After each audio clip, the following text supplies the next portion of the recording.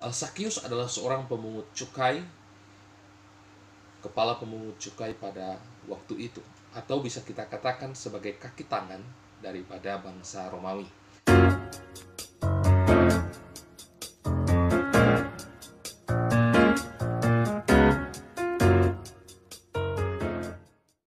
Shalom saudaraku, berjumpa lagi dengan saya Pastor Demus Tanuek di channel Kita Bersama. Pada kesempatan yang baik ini saya akan menyampaikan satu bagian firman Tuhan di pagi hari ini agar boleh menjadi kekuatan kita dalam menjalani hari-hari hidup kita, sehingga kehidupan kita senantiasa berkenan dan memuliakan Tuhan. Baik Bapak Ibu yang saya kasih dalam Tuhan Yesus Kristus, mari kita buka Alkitab kita yang terambil di dalam Lukas pasal 19 ayat yang pertama sampai 10. Lukas pasal 19 ayat yang pertama sampai 10, firman Tuhan berkata demikian. Sakeus. Yesus masuk ke kota Yeriko dan berjalan terus melintasi kota itu. Di situ ada seorang bernama Sakeus, kepala pemungut cukai, dan ia seorang yang kaya. Ia berusaha untuk melihat orang apakah Yesus itu, tetapi ia tidak berhasil karena orang banyak, sebab badannya pendek. Maka berlarilah ia mendahului orang banyak, lalu memanjat pohon ara untuk melihat Yesus yang akan lewat di situ. Ketika Yesus sampai ke tempat itu, ia melihat ke atas dan berkata, Sakeus, segeralah turun, sebab hari ini aku harus menumpang di rumahmu. Lalu Sakeus segera turun dan menerima Yesus dengan sukacita. Tetapi semua orang yang melihat hal itu bersungut-sungut katanya, ia menumpang di rumah orang berdosa. Tapi Sakeus berdiri dan berkata kepada Tuhan, Tuhan, setengah dari milikku akan kuberikan kepada orang miskin, dan sekiranya ada sesuatu yang kuperas dari seorang, akan kukembalikan 4 kali lipat. Kata Yesus kepadanya, hari ini telah terjadi keselamatan kepada rumah ini, karena orang ini pun anak Abraham. Sebab anak manusia datang untuk mencari dan menyelamatkan yang hilang. Ya, Bapak Ibu yang saya kasih dalam Tuhan Yesus Kristus, tema kita pada renungan atau khotbah ini adalah meninggalkan hidup yang lama. Sakeus adalah seorang pemungut cukai, kepala pemungut cukai pada waktu itu, atau bisa kita katakan sebagai kaki tangan daripada bangsa Romawi. Nah, karena dia sebagai seorang pemungut cukai yang selalu menagih pajak kepada orang-orang Yahudi pada waktu itu, maka Sakeus sangat dibenci oleh kelompok orang-orang Yahudi, karena dia merupakan kaki tangan daripada orang Romawi atau bangsa Romawi. Lebih khusus, seringkali Sakeus memeras ataupun mengambil lebih dari apa yang sudah ditentukan mengenai perpajakan yang ada. Nah, akan tetapi dalam bagian firman Tuhan yang kita baca hari ini, kita melihat bahwa Sakeus di dalam kehidupannya sudah mendengar tentang cerita-cerita Tuhan Yesus, bahwa Yesus adalah orang yang membuat mujizat, yang mengajar dan sebagainya. Dia sudah mendengar itu. Nah, tetapi ada satu hal yang sangat menarik dari bagian firman Tuhan ini, yaitu bahwa ketika Sakeus mencari Tuhan, ingin berjumpa dengan Tuhan, sebenarnya ya, Tuhan Yesus sendiri saat itu sedang mencari dia. Ya, bahkan Tuhan ingin menginap di rumah. Artinya bahwa kita boleh melihat bahwa karya penyelamatan Allah yang Tuhan kerjakan dalam kehidupan manusia bukan berawal dari inisiatif manusia, tetapi berawal dari inisiatif Tuhan untuk menyelamatkan dan mencari setiap manusia yang berdosa. Jadi dalam kisah Sakeus ini, bahwa Allah sendiri, yaitu Yesus sendiri, yang datang mencari Sakeus untuk menyelamatkan dia. Nah, Bapak Ibu yang saya kasih dalam Tuhan Yesus Kristus, maka melalui itu, melalui kuasa Roh Kudus, maka Sakeus mencari Yesus. Ya, ingin datang kepada Tuhan karena Roh Kudus telah bekerja dalam hidupnya. Nah, Bapak Ibu yang saya kasih dalam Tuhan Yesus Kristus, dari firman Tuhan ini kita belajar tentang sikap Sakeus. Yang pertama di ayat 6. Lalu Sakeus segera turun dan menerima Yesus dengan sukacita. Ya, sekali lagi, karya penyelamatan Allah dimulai dari inisiatif daripada Allah sendiri.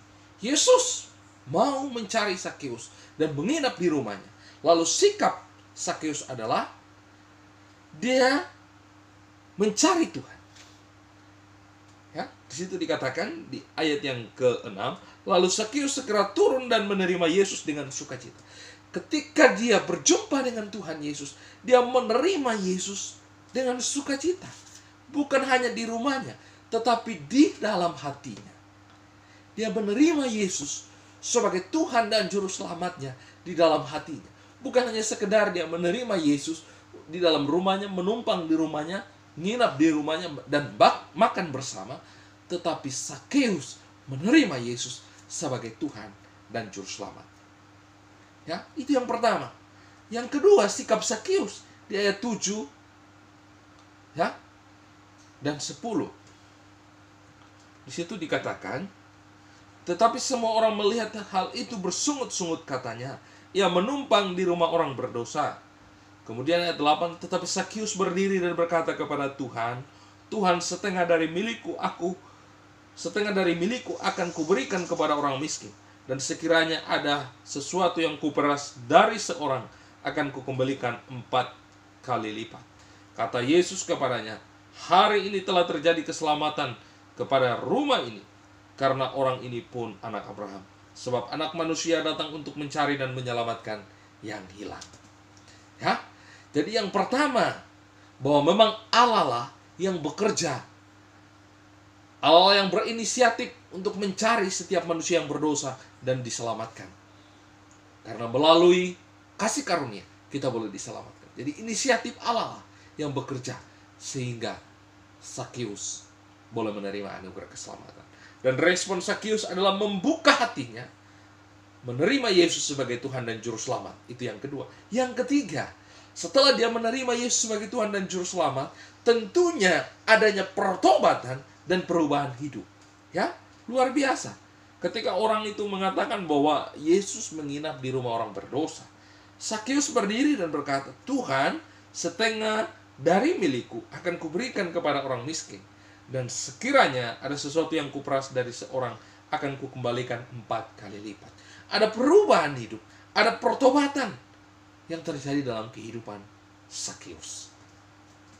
Ya, dari kisah Sakeus ini kita belajar bahwa ketika Allah mau menyelamatkan setiap orang berdosa, ya, maka manusia yang akan diselamatkan itu akan membuka hatinya, menerima Yesus sebagai Tuhan dan Juru Selamat. Tentunya melalui kuasa Roh Kudus. Dan kemudian terjadi perubahan hidup.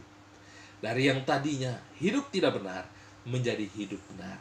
Yang tadinya berpaling dari Allah, sekarang berlari kepada Allah. Ya?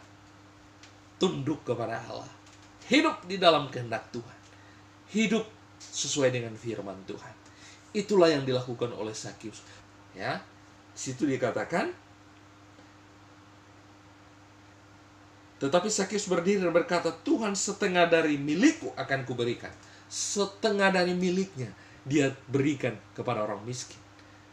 Kemudian yang diperasnya dia kembalikan 4 kali lipat. Artinya ada perubahan hidup. Nah, Bapak Ibu yang saya kasih dalam Tuhan Yesus Kristus, bagaimana dengan kita saat ini? Seharusnya kita yang telah menerima Yesus sebagai Tuhan dan Juru Selamat, harus terjadi perubahan hidup. Dari hidup kita yang lama kepada kehidupan yang baru. Hidup yang di dalam Kristus. Hidup yang mengasihi Tuhan, mengasihi sesama. Dan yakinlah bahwa ketika kita hidup di dalam Tuhan, Tuhan akan senantiasa memberkati, menyertai, memelihara kehidupan kita. Sekalipun kita menghadapi pergumulan persoalan hidup, Tuhan tidak akan pernah meninggalkan kita. Dia menyertai kita dan memimpin kita. Dan biarlah kita hidup seperti Sakeus. Ketika Tuhan datang dalam kehidupannya, Dia buka hatinya dan terjadi perubahan hidup dalam hidupnya. Demikian juga kita. Mari kita buka hati untuk Kristus bertahta dalam hati kita. Dan kita ubah hati kita. Kita ubah hidup kita. Dari hidup kita yang tidak benar menjadi hidup yang benar di hadapan Tuhan. Hidup yang sesuai dengan kehendak Tuhan. Yakinlah dan percaya, Tuhan pasti akan memampukan kita untuk hidup di dalam kebenaran. Tuhan Yesus memberkati firman. Shalom, demikian firman Tuhan yang saya sampaikan. Kiranya damai dan sejahtera Tuhan senantiasa menyertai kita sekalian. Tuhan Yesus memberkati kita. Amin.